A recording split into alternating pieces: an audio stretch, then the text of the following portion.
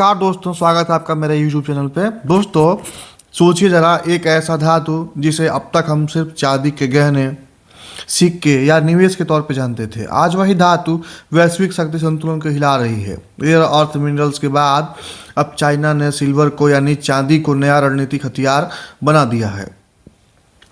यह सिर्फ धातु की बात नहीं है, यह बात है technology, control, energy transition, military power और डॉलर डोमिनेंस की। आज की इस वीडियो में हम समझेंगे चाइना सिल्वर को हथियार कैसे बना रहा है, सिल्वर आखिर इतना रणनीतिक क्यों हो गया है, अमेरिका, यूरोप और भारत क्यों घबराए हुए हैं, और आने वाले समय में सिल्वर अगला टेक कोल्ड वार का विपन कैसे बनने वाला है। चाइना की रणनीति समझनी है तो सबसे पहले हमें पीछे जाना होगा, रेयर अर्थ मिनरल्स तक।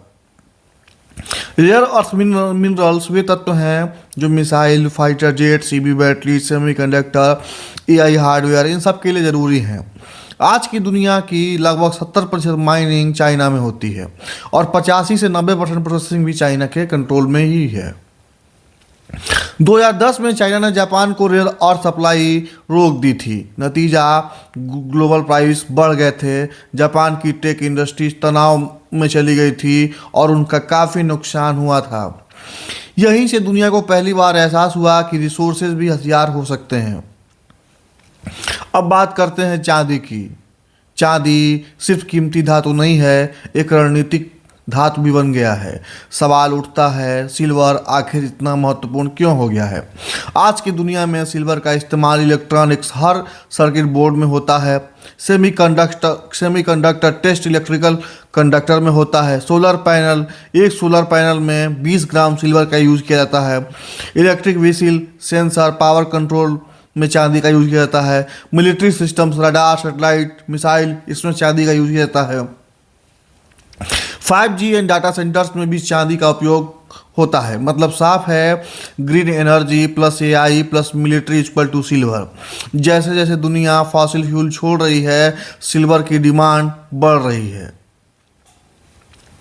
अब ध्यान से समझो यह पॉइंट, क्योंकि यही असली जियोपॉलिटिक्स छुपी है। सिल्वर सप्लाई चेन के 3 हिस्से हैं: माइनिंग, रिफाइनिंग, मैन्युफैक्चरिंग और इंटीग्रेशन। माइनिंग में मैक्सिको, पेरू और चाइना, लेकिन रिफाइनिंग और प्रोसेसिंग में चाइना डोमिनेटिंग पोजीशन में है। चाइना लो कास्ट रिफाइन करता है, इन्वायरमेंटल रेगुलेशंस कम है, स्टेट सब्सिडी मिलती है। इसका नतीजा यह हुआ है कि वेस्टर्न कंपनी चाइना पर डिपेंडेंट हो गई हैं। Alternative supply chain economically viable है ही नहीं। चाइना की नई रणनीति वेपनाइजेशन ऑफ सिल्वर। अब आते हैं असली मुद्दे पर। चाइना खुले तौर पे नहीं कहेगा कि वह सिल्वर को हथियार बना रहा है, लेकिन उसके कदम सब कुछ साफ साफ बता देते हैं। एक्सपोर्ट पे कंट्रोल। चाइना धीरे धीरे silver based components, high priority silver alloys और पर एक्सपोर्ट स्क्रूटनी बढ़ा रहा है। चाइना ये पूछ रहा है कि आप इसका क्या करेंगे, किस कार्य के लिए आप इसे ले जा रहे हैं। आप हमसे लाइसेंस लीजिए, फिर हम आप यहाँ से ले जाइए। Domestic stockpiling. China silver reserve जमा कर रहा है। स्ट्रेटेजिक इंडस्ट्रीज के लिए प्रियॉरिटी एलोकेशन का मतलब ग्लोबल मार्केट में सप्लाई टाइट। सोलर और ईवी में मोनोपोली। चाइना दुनिया के 80% सोलर पैनल मैन्युफैक्चरिंग करता है। ईवी बैटरीज का इकोसिस्टम उसी के पास है। सिल्वर डिमांड का सबसे बड़ा हिस्सा खुद कंज्यूम कर रहा है। Price manipulation and power. जब सप्लाई कंट्रोल में हो, प्राइस भी कंट्रोल में हो, तो यही मॉडल चाइना ने रेयर अर्थ में अपनाया था। अमेरिका और यूरोप क्यों घबरा रहे हैं। यूएस और यूरोप की प्रॉब्लम बहुत सिंपल है, डिपेंडेंसी अर्थात निर्भरता। अमेरिका क्लीन एनर्जी ट्रांजिशन पर हैवली इंडिपेंडेंट नहीं है, वो चाइना के ऊपर डिपेंडेंट है भारी भरकम में।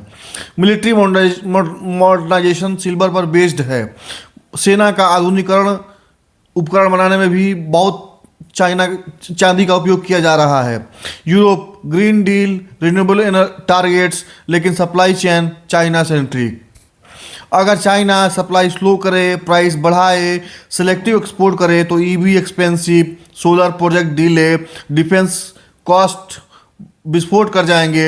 यही रीजन है कि यूएस कांग्रेस में सिल्वर को क्रिटिकल स्ट्रेटेजिक मिनरल्स की कैटेगरी में लाने की बात हो रही है। डॉलर सिस्टम और सिल्वर कनेक्शन। अब एक डीप लेकिन जरूरी पॉइंट, चाइना धीरे धीरे डॉलर डिपेंडेंस को कम कर रहा है, कॉमोडिटी बेस्ड ट्रेड बढ़ा रहा है। अगर चाइना सिल्वर ट्रेड को युआन या अल्टरनेटिव करेंसी में पुश करे तो डॉलर डोमिनेंस को इनडायरेक्ट चोट लगेगा। यह वही रणनीति है जो ऑयल में, रेयर अर्थ मिनरल्स में, लिथियम में चाइना अपनाने की कोशिश कर रहा है। इंडिया के लिए खतरा या मौका।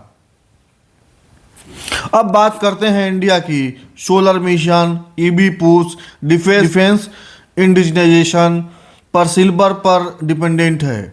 ये सब चांदी पर निर्भर है। चैलेंजेज, इंडिया सिल्वर माइनिंग में बहुत कमज़ोर है। भारत में सिर्फ एक राजस्थान की खेतड़ी खान से निकाला जाता है। इंपोर्ट डिपेंडेंसी बहुत ज़्यादा है। चाइना इनडायरेक्ट सप्लायर है। और सर, डोमेस्टिक रिसाइकलिंग इकोसिस्टम बनाना पड़ेगा भारत को। रणनीतिक रिजर्व रखने पड़ेंगे। ऑस्ट्रेलिया, लैटिन अमेरिका के साथ पार्टनरशिप करना पड़ेगा, जिसमें पेरू है, मैक्सिको है, ऑस्ट्रेलिया है। इनके साथ हमें समझौते करने पड़ेंगे। सिल्वर एफिशिएंट टेक्नोलॉजी R&D पे पैसा खर्च करना पड़ेगा। अगर इंडिया अभी इन्वेस्ट करता है तो फ्यूचर शॉक से बच सकता है। इस रणनीतिक ऑटोनॉमी बढ़ा सकता है। फ्यूचर जो का सीन क्या होगा, सिल्वर एक कोल्ड वार। अब सवाल, क्या सच में सिल्वर कोल्ड वार आने वाली है? शॉर्ट आंसर है यस, बट धीरे धीरे। यह वार न्यूज हेडलाइन में नहीं होगी, बॉर्डर पर नहीं लड़ी जाएगी। यह होगी सप्लाई चेन में, पावर प्राइसिंग में, टेक्नोलॉजी एसेस में। चाइना का मॉडल क्लियर है, control the resource and control the future. Rare earth minerals के बाद सिल्वर को हथियार बनाना यह दिखाता है कि चाइना अब सिर्फ फैक्ट्री ऑफ द वर्ल्ड नहीं है, वह रूल्स करना चाहता है, टेक्नोलॉजी कंट्रोल करना चाहता है, ग्लोबल पावर हायरार्की रीडिफाइन करना चाहता है। और सिल्वर यह अगला साइलेंट वीपन है। जो देश इसे समय रहते समझेगा, ये वही आने वाले दशक का विनर होगा। दोस्तों, अगर आपको हमारा कंटेंट पसंद आया हो तो चैनल को लाइक करिए, सब्सक्राइब करिए और शेयर करिए। धन्यवाद।